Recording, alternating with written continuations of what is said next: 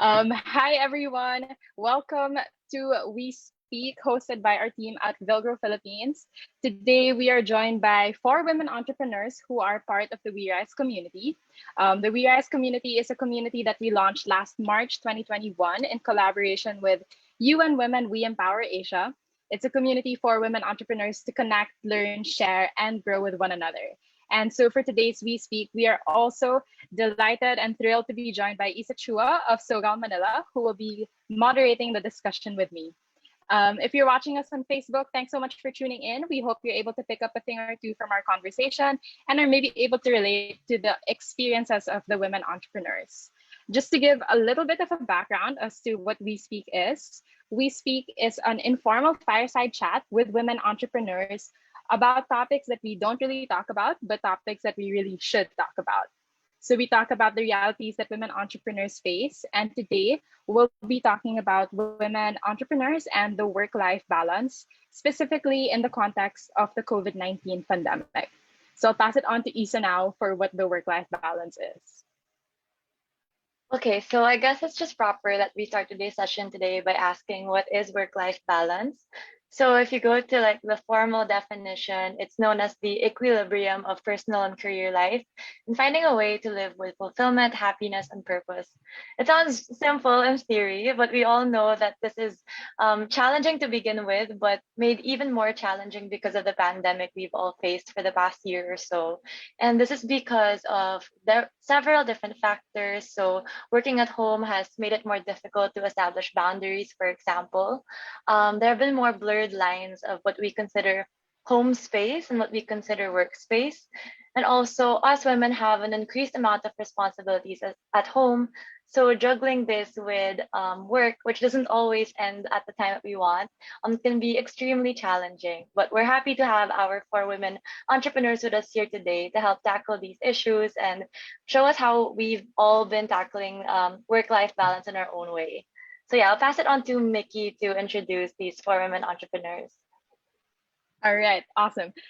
So without further ado, I'd like to introduce the four women entrepreneurs we have today. We have Kylie Misa of WVN Living, Leah Rasay of Husay Company, Deirdre Conde of Liyab.ph, and Krishia Ellis of Salin PH.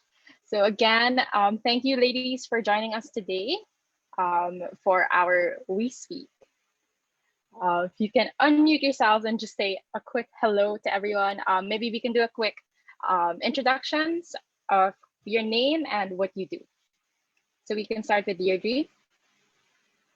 Hi, everyone. Good afternoon. So my name's Deirdre. I'm the CEO and founder of career development and education startup Liyab. What we do is we help Gen Z Filipinos, so that's students, fresh graduates, young professionals, really realize their career goals and land jobs through resume consultations, mock interviews, workshops, and other partnerships. So that's what we do at Liyab.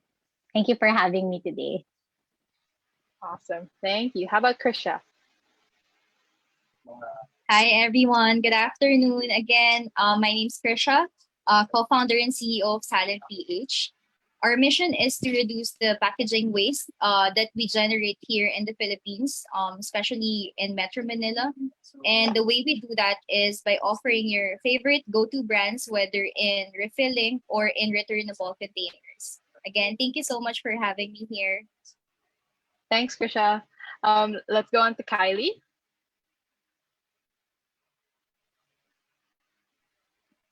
Hi, everyone. Hoping my internet is holding out. I'm Kylie Misa, and I am one of the founders of a women-owned enterprise that works with communities in the Philippines to co-create modern lifestyle products in the hope of supporting artisans and sustaining living traditions. Thanks, Kylie. Leah. Hello, good afternoon. I'm Leah Rasay, founder of Husay Company. So it's a learning to earning platform for Filipino artists. So we teach entrepreneurial mindset, money matters, and all the business side of being an artist to different Filipino artists, and then we connect them to jobs in creative industries. Thank you. Thank you for having me. Nice. Thank you. So thank you again, everyone, for being here today. We really appreciate your time. We know women entrepreneurs are super busy, so we thank you again for joining us today. I guess going into our topic of a work-life balance, maybe we can start off with the question of what does a healthy work-life balance look like for you, or what does that mean to you? Can be anything super specific or super broad, just a general sensing of what that is. Anyone can start.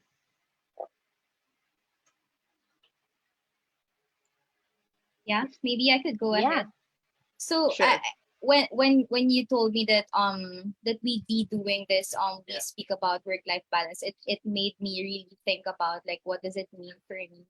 And to be honest, I don't think that I'd be able to achieve like the ideal balance that we strive for daily, and make sure that we have time for work and life, and also that our task list will always be endless. But at least for me, I make sure that I can say that I have work life balance if I'm able to get the most important things done, whether in work or in life done, finished daily. Yeah. Yeah. It's kind of hard to achieve a perfect work-life balance, but getting things done. Cool. Um, Deirdre, you look like you have something to say. Yeah, I can go next on that one because my definition of work-life balance, I think, like changed drastically over like the past few months. I guess like just to share, I was really burnt out a few months ago, to the point that I had to, seek professional help about it. And so just wanted to share that my definition of work life balance now is having enough energy to do both.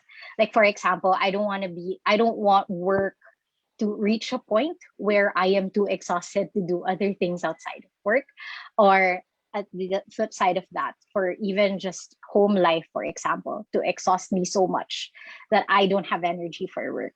So it's really, I guess, I love the definition that was shared a while ago, where it's really finding that equilibrium between both, I guess, aspects of your life, in which one is not taking over the other, or one is not taking too much that you don't have anything left for the other part or for the other aspect. So really just having enough energy from both. And I think recharging your energy from one aspect so that you have for the other. So for example, my home life being fulfilling enough that I have energy for my work, and my work life being fulfilling enough that I am not exhausted to, do my or face my home life. So that's what it means to me now. Yeah, I just wanted to echo that, DRG, because I can super relate. I was working in e-commerce last year when the pandemic hit, which means that the hours got really crazy really fast. And then, like you, I was thinking at first it kind of just meant like about like how you separate the time you spend on things, like like say 9 to 5 should be work, and then after that should be like life. And if you don't have like those set times, then it's not a balance. But I realized like it's too idealistic. Like it really doesn't happen that we can end at a certain time.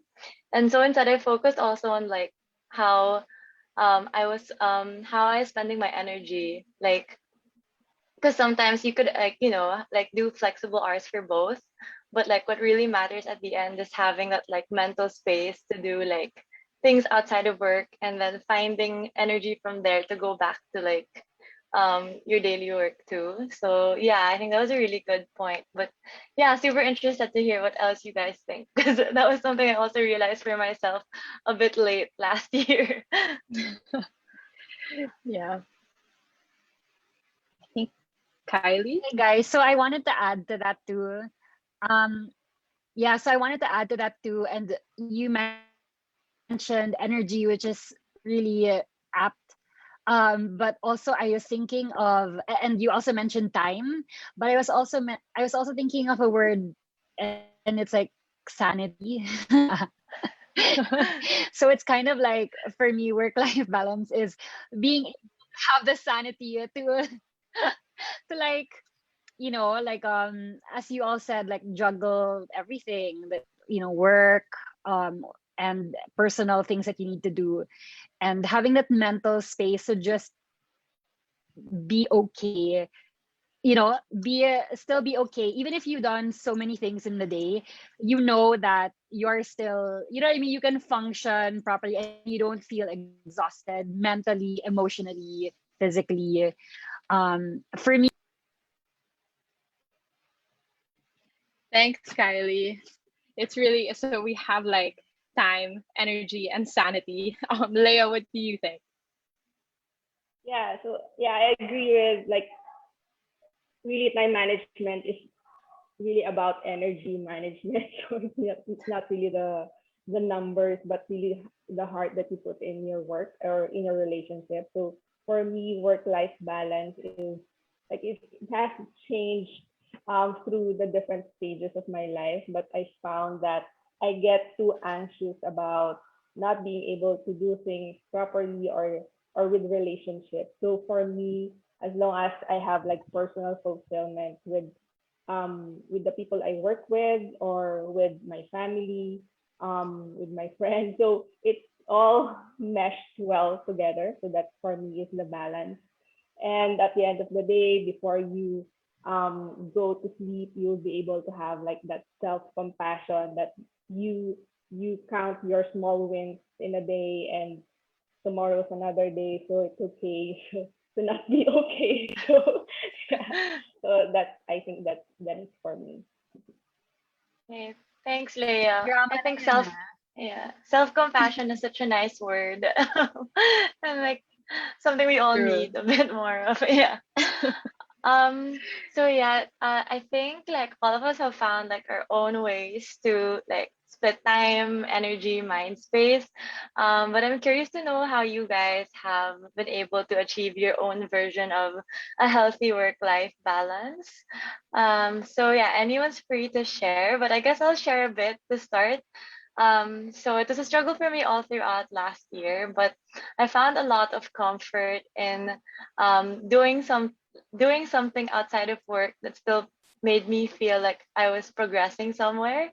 So I found yoga and meditation last year, which sounds like a very hippie thing to do, but it's really what saved my 2020. Like I was doing really badly at the start of the pandemic. Then I went to a regular yoga practice where I just had committed to like an hour to myself daily.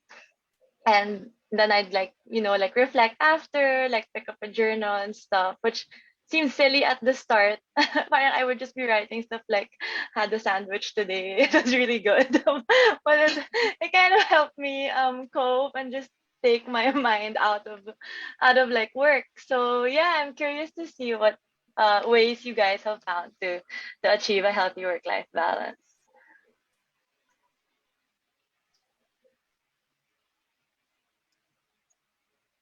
Isa, I have the same routine like you. I start my day. I really made sure to have a slice of my day that's just mine, and so that nobody could, where nobody like would message me. That's like early in the morning, like 6 a.m. onwards, because nobody's awake yet. So Oh, parang I same. really just needed to like have a slice of the day for myself, to do yoga, meditation, and workout. And it was really such a great way to manage my stress. And it wasn't very good time management wise, because it left like, I don't know, like, because I would end at maybe 10 a.m. So like 10 a.m. onwards, that's the only time I have for work. But so everything was like, scheduled, and the afternoon was packed back to back meetings. But it felt okay. So that's what I was saying about sanity. Like, even if time wise it's like really crazy, as long as I have my piece of sanity that day, I'm good, right? Like for me, Yeah, I'm I love that, Kylie. I feel like a lot of us can possibly relate to that. I'm kind of like the same way, kind of like my workouts in the morning from like 5:30 a.m. or whatever, and meditation. and then no one can bother me. And like I don't reply to any messages, nothing. And then sometimes even at night, I turn off notifications so that when I open my phone in the morning, I don't see anything. And then it's after I meditate and all of that that I like open messages and stuff. So it's really about like sanity and that slice of personal time. Awesome.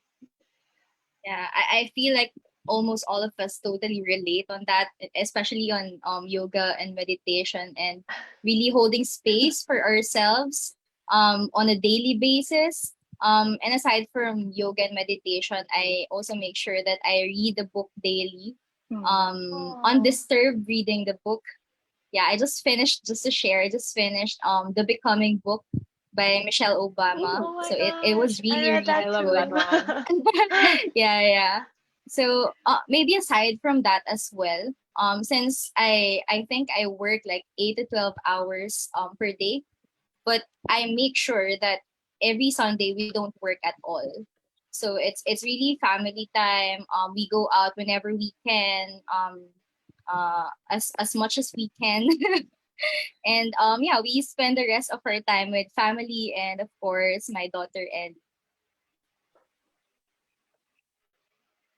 Awesome. Really like making time for what matters for your daughter. Krishia, if you have any book recommendations, I'm sure a lot of us would benefit from that. Feel free to share.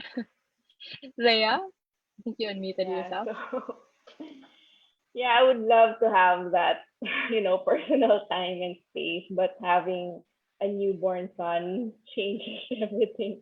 So he's now 9 months old, so somehow we've already adjusted with the time and sanity. um, yeah, but probably how I react to this, like not really stressors, but the things that consume my time. I somehow I don't know, unconsciously I set aside time to bake even if I have a lot of things to do because it relaxes me and yeah, our time in a day is really unpredictable. We follow the body clock of my son. So right now he sleeps at from um, like 7 p.m. up to 6 a.m. and the next day it will be different. So the meditation part, I've learned that you can meditate anytime, anywhere, on whatever format, and you can just like go out of the house for like a few minutes and you have already meditated. So I've practiced that, like mixing all this um task and then changing my headspace from one time to another. So yeah, so I haven't really gotten that like a standard time for ourselves. Thanks, Leah. I feel like we're also at like different levels. I feel like we're at different times. Some of us super early, some super late. So it's all a matter of like finding that balance, especially with what we have to juggle and balance also. Thanks, Leah. Yeah, Deirdre? for me, I one of the things that I guess a lot of us lost over this pandemic is the clear delineation between work and home life. Because it used to be you go to the office, there is a specific space that you are in the right headspace to do work. And once you're home, you're like again in a physical space that reminds you, okay, turn off work brain and turn on home brain. But because work and home life now happen in the same area, that's something that I super struggled with at the beginning of the quarantine, actually for a few months, especially because my office was like right next to my bed. So one of the small things that especially having a supportive family with me, is that this home office I am in right now was actually set up by my brother, so that I can like separate my rest space from my workspace. So that's definitely helped me a lot. And one of the things that helped also is because sometimes I'd be in my workspace in my pajamas or in my pambahay. So even if I'm in the physical space, at least physically, I don't feel ready for work yet. Like my brain is still on like home brain because I'm in my pambahay. So one of the small things I do as well is like you can see I've put on makeup, I've worn I outside love clothes, it.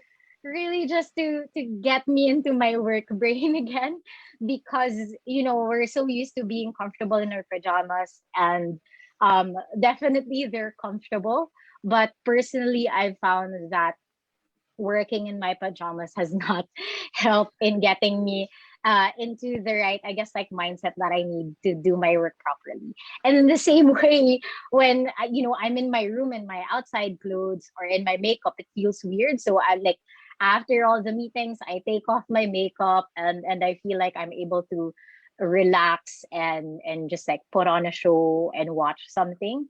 So again, having those, I guess, like physical things that remind me to switch from one context to another, even if it's all happening in one house. So that's definitely helped me as well. On top of like all the things that you share, definitely exercise and mindfulness and journaling have also helped.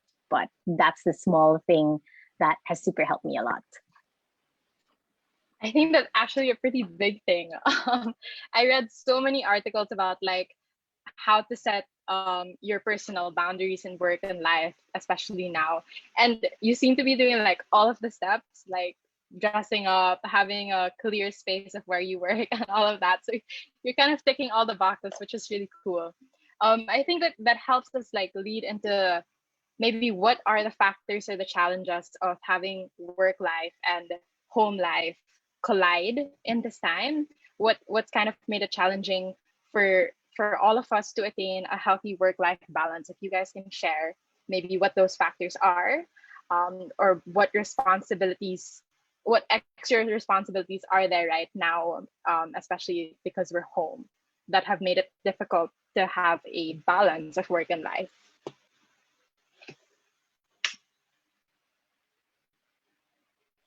So, Leah. yeah, I'll go ahead. Yeah. Well, Sure. working from home is really more favorable to me. So I've Oh, been I've been doing like freelance wow. work since I graduated from school. So I've kind of gotten the hang of working at home. But probably the adjustment during this pandemic is to being able to work with other people who are not used to working from home. So I'm used to like doing all my work through email, but the other people would prefer like calling you, um, meeting through Zoom. So they are experiencing this Zoom fatigue, but we can already do these things on via email or messenger. So adjusting to other people and really not really expecting too much from those people who are adjusting. So yeah, actually, it's been it's more like we have more fulfillment working from home, especially having a newborn son, because I can exclusively breastfeed him compared to if I have to go to work without the pandemic. So yeah. Yeah. It's such a Actually, I was nice kind of. perspective. Oh, go ahead, Isa. Oh yeah. That's Oh, true. I was You just don't gonna hear that a say, lot. yeah, because like most of my conversations have been about how difficult like working from home has been, but to hear perspectives where it helped in certain cases, like with you, Leia, and your newborn, and I guess for people who got to like go home to family if they live in the province, and like other situations where it's been beneficial. It's just, yeah, really nice to hear. Yeah, you were gonna say, Mickey. That's true. It really has like its advantages and disadvantages. I was actually curious for Leah and for Kasha, how is it like balancing work and life with kids? Because it must be like a completely different story if you were working in a different office. I see Kasha shaking her head. You want to share a little bit about how it is? Definitely, when you ask about like the challenges, the number one challenge really is that having a child changes everything, like everything. If you're the kind of person who has lots of habits and routines, definitely it won't be followed like 100%, or maybe just like a 5 to 10%. But all is well. Um, well, aside from that factor, I think another challenge is that I tend to be workaholic. So for us social entrepreneurs, we really love to get things done, get the ball rolling. So yeah, definitely having a child changes everything. Thanks, Krishia. Leah. Yeah. Yeah, I can agree with that. I think yeah, it changes everything, your priorities or how you view life or think about other people.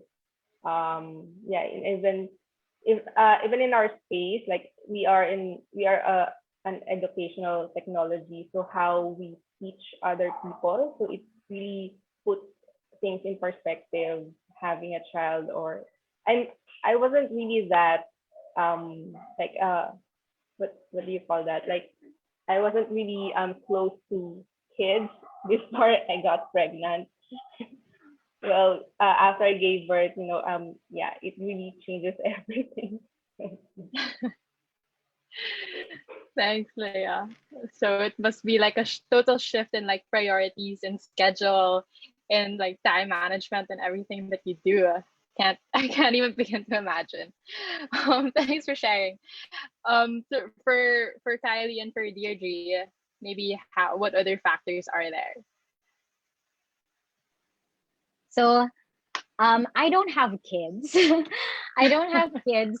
But I am an eldest daughter. So raise your hand if you're an eldest daughter and you're part of this club of, you know, feeling responsible for your siblings. And of course, so I live with my two younger brothers. And I think one of the things that was challenging for me is at work, of course, like we're women entrepreneurs, so we're responsible for the whole business. And at home, I have to be the responsible person as well. So taking on roles where you have to be responsible, I think in both contexts of your life, is is a challenge.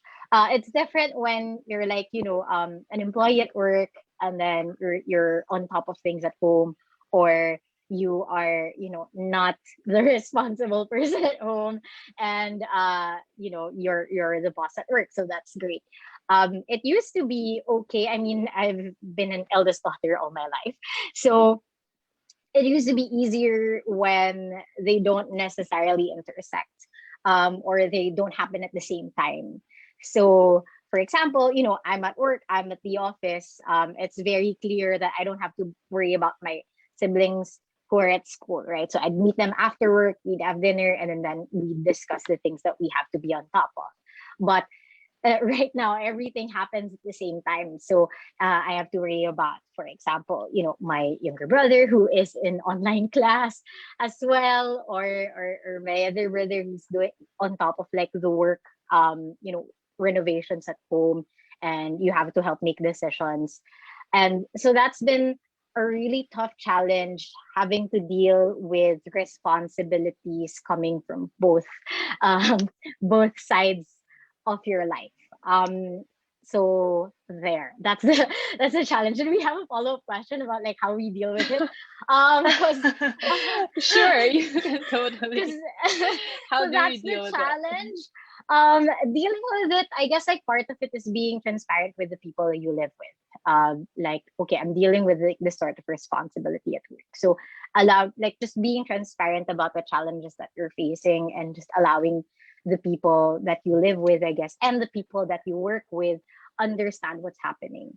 So sometime a few months ago, I was really, really worried about some family members potentially being exposed to COVID. So I felt like I had to worry about that as well. So I was transparent with the people that I work with that, hey, this is something I'm worried about right now. So that's where my headspace is at. And in the same way, I'd be transparent with my family as well, or the people that I live with here, which is basically my family.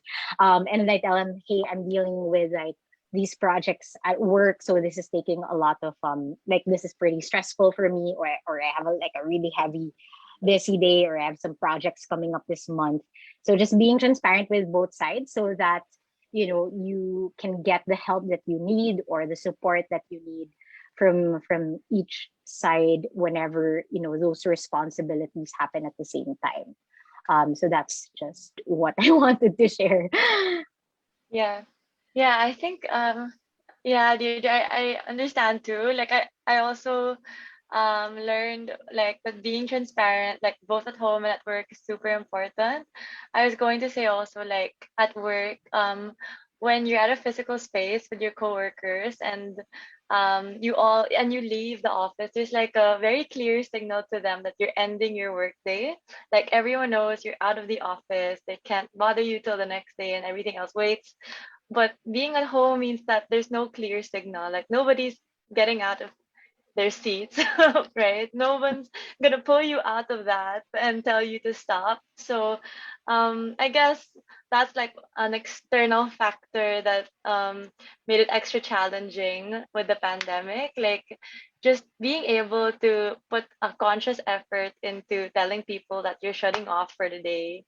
So like I learned that through like I guess it's the part where we go to like simple tricks too. But like I learned that just like signaling like something as simple as like signaling that like my notice are often Slack, for example, or like blocking off my calendar and saying like this time is like when Isa's going to go play tennis or like go to the vet. Is um like ways where like colleagues and I have learned to like establish boundaries.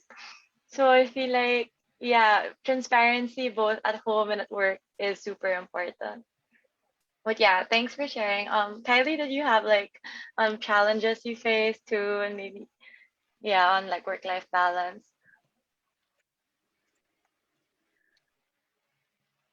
I think I literally live where our office is or our studio is. It's been like the first floor is where like the work actually happens. Like our seamstress is there, and we like production happens there. And then on the second floor, it's an office slash room. So yeah, it's just been, I think, aside kasi from work-life balance, it's also that the challenge is really about like especially because people go in and out. It's also safety. Given the situation that I'm in now, it's like health and safety, like making sure that we follow the right protocols, health protocols, and that we're being careful. Um, because like it's because there's like people coming in and out. It There's also this like air of like precaution that we always have, like the feeling that okay, like we really have to be careful. That's one challenge I think that we're still trying to figure out now. Nothing, thankfully we're all healthy, and nothing really has happened, but there's always this worry that oh, anything can happen, right? So that's one of the challenges also, like that whole safety part, the health part. Thanks, Right. Yeah. Kylie. It's really like a Yeah. lot of different things take up different people's mind space, which is why it's also so important to be conscious of like where our workmates are at mentally, where our families at mentally, or the schedules, as Deirdre was mentioning, like taking into account like who you live with and all of that. It's really all of these factors that there are that come into play. Yeah. Yeah. So I think we've all kind of touched on it a bit earlier, but like one last question that Mickey and I wanted to ask was what like little tips and tricks have you guys uncovered to help you get a better work-life balance? So yeah, anyone can share, but like for me, for example, it's like, just like a status change, a calendar block, and just like a physical signal to myself that I'm done with the day, like shutting off my laptop and changing my clothes and taking off my makeup is something that I've learned. But yeah, wanted to hear what you guys also have done to help you cope. Thanks, Isa. Leia? Yeah. Kylie, would you like to go ahead? Okay. Ayan. So yeah, just gonna say What I I do, mentioned it a while ago, which is really that slice of Oh, time for yourself. sorry. I think okay. Who Oh, wants to go? Maybe go. sorry, it's delayed. Kylie, you can go Go ahead. I lang. think we heard a little bit of what you were saying.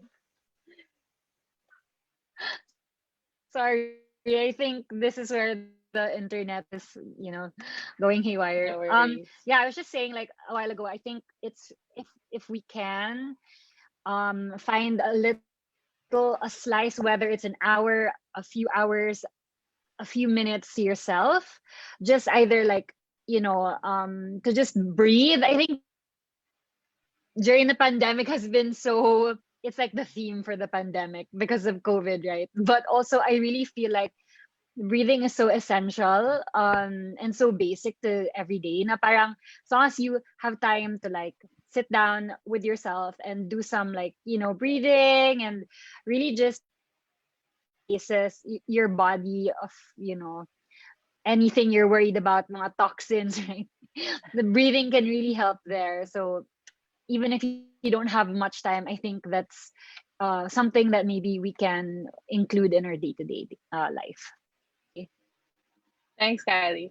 I think I just want to add to that. There was like this study done um, on people who work who have straight Zoom calls. I don't know if you guys have seen this, but then they kind of scanned the brains of the people who were part of the study, and it was super saturated after like several hours of straight Zoom calls.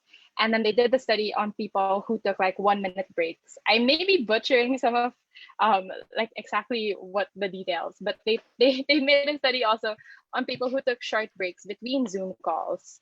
And it showed that the saturation in the brain was much less. So even like taking a minute between your Zoom calls, like, sorry, I'll be late. Give me 30 seconds. I just need to breathe. Like, I feel like that's a good thing to do. Drink a little bit of water, walk like 20 steps just to get some air and be away from the computer. It's a really big deal. Breathing, like, is so essential. Thanks for pointing that out, Kylie. Maybe Leah, I think you can go next. Yeah, to also build on that, the continuous Zoom meetings, maybe from the start you can say tell the one who's doing the schedule to like move a little bit, like 5 minute break, so that you don't have to always ask. Um, you don't have to be, no, to be late in every meeting. So you can say no to, or you can tell the people that what you are on, the time that you're only available. So other than that, so what I do is as much as possible. Although I'm not, I cannot do this regularly. So I start on time, like at 9 or 10 a.m. I really start, and um, hopefully I'm going to have an exercise in between. So and also um, stopping work at around 6 p.m., or um, you're like in a regular office hours, and during weekends, or at least no work on Sundays, even if you have a lot of, like, you have big dreams for your company, and everything, all the schedule is for yesterday. And also I also watch K drama. So I choose K drama that are really slow pace, so I can take my time and not really be stressed out about all the plot twist of a K drama. So I watch Reply 1988. That's really slow and storytelling. So yeah, I choose my K drama carefully. So yeah. Thanks, Leah. Sorry, I just need per episode still 1 hour and a half or something. Even if it's slow, it's still 1.5 hours per episode. That's so long. So long. Thanks, Leah. Thanks, Kylie. Yeah. Maybe I could go next. So Sure. I guess I agree with everyone on, like, in terms of self-care. So again, like, we have to hold space for yourself. Like, I was even telling my partner, like, to not let um her Mondays, or I mean, like, his mornings to be so busy with um meetings. So I always remind him that you should hold space for yourself to do the stuff that you have to do for the meetings. So it's not all meetings like full day, no. And I guess for me also, especially like doing reading, doing yoga, meditation, anything that would make me feel good and would make me more relaxed to go back to work again. Um, and I guess one other thing is, as a mom slash social entrepreneur, I've learned to embrace flexibility, that I can't control everything just like before, that not everything will go as is planned, as always, as every day. So it's really very flexible for me. Like, yes, we set good habits because, of course, like, for children in general, they love habits. But and we, as much as possible, we commit to them. But at the same time, we should hold space for when things arise. We should adjust when things arise. Yeah. Thanks, Krisha. I actually spoke to a woman entrepreneur before, she who shall not be named, who also has kids, and she said sometimes she just needs time away from her kids. So she locks herself in her room and is like, "Don't bother me for the next half hour. I just need a little me time." So it's also good that you're able to give yourself that me time, because that's also very important. And Deirdre? Yeah, so my tips are kind of really, I guess, straightforward and practical in a way, because, like, so for one, track your progress. One of the things that I picked up this year is really tracking how much work I've done, whether that's a to-do list or how much focus time I've had. But on top of that, because I know some of us already have to-do lists, on top of that, track the stuff that you've done for yourself as well. So I track if I've exercised today, if I prayed today, those, if I cooked for myself, washed my face, small things like that. Because I tend to be hard on myself in terms of, oh, I feel like I haven't done enough today, or I feel like, oh, I focused too much on work today, I didn't do anything for myself, or vice versa, that I did too much for myself and I didn't do any work. But when I look at my tracker, so it's just really just like bullets on a journal. When I look at my tracker and it looks, hey, like, fine, some days were really heavy on work and less about myself, and then some days were really about my chores, and less about work, but really just taking a look at it and reminding myself that I got some stuff done. uh, because at least it stops me from going into that panic or anxiety that I'm not doing enough or I'm not balanced enough as a person. So having that reminder of what you've done helps a lot in, I guess, being less harsh on yourself, which I tend to do. So that's one of the things. And I guess, like, the other thing is really, changing your relationship um with rest, or with, again, both aspects of your life. I used to think of it as one is an escape from the other. I know that there are some people who see work as an escape from, like, home life, and see home life as an escape from work.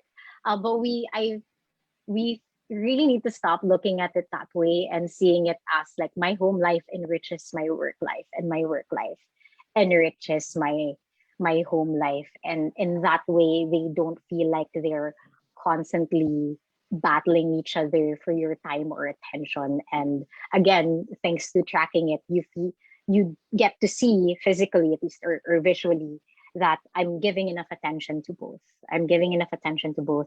And so you have some sort of measure or some sort of cue of your work life balance. You're able to see it firsthand versus just, you know, I'm such a moody person, such a moody person. So sometimes I wake up like, I have not been productive today, but then I take a look at like my tracker and it's like I've done enough.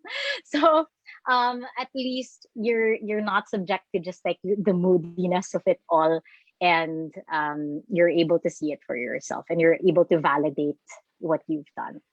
That's what I'd like to share. Yeah, Love thanks, that. Deirdre.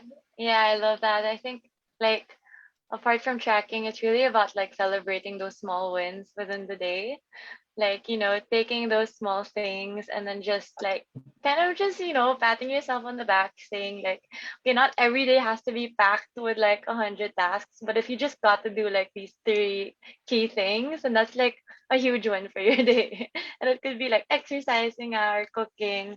But yeah, I think that's something I learned too. I guess I just wanted to end by saying also that one thing I learned last year was to practice a lot of empathy. Like I know a lot of us are women who are blessed to be like managing teams or like maybe like helping lead like certain businesses. And I realize it takes a lot more empathy now to know how your teammates are doing and help them establish their work-life balance.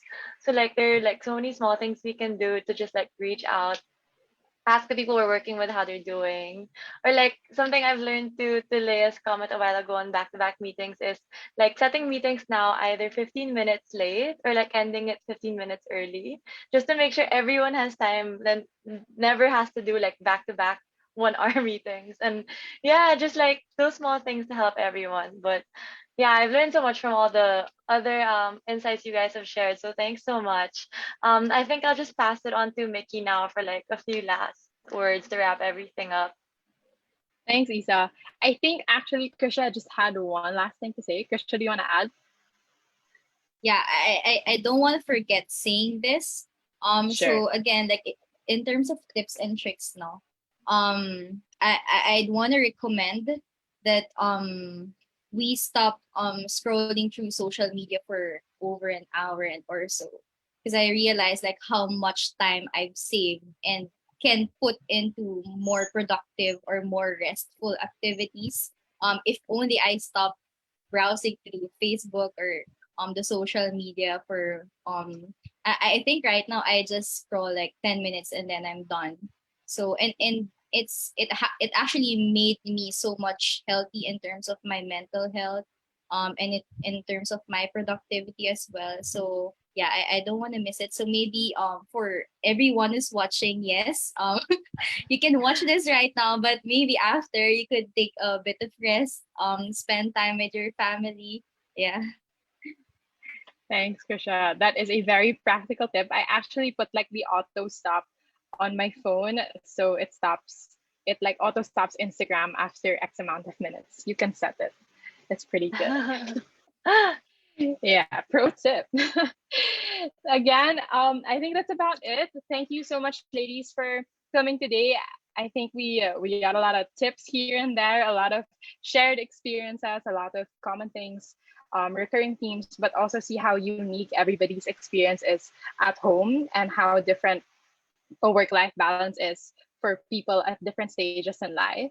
So I just want to say thank you to all of you, to Deirdre, to Krishia, Kylie, Leah, and to Isa for co-moderating, for joining today, and for everyone who's watching. We hope that you also are able to pick up a thing or two here or there, and maybe catch our next We Speak happening next month. Thank you again so much, everyone. Thank Thank you, you. everyone.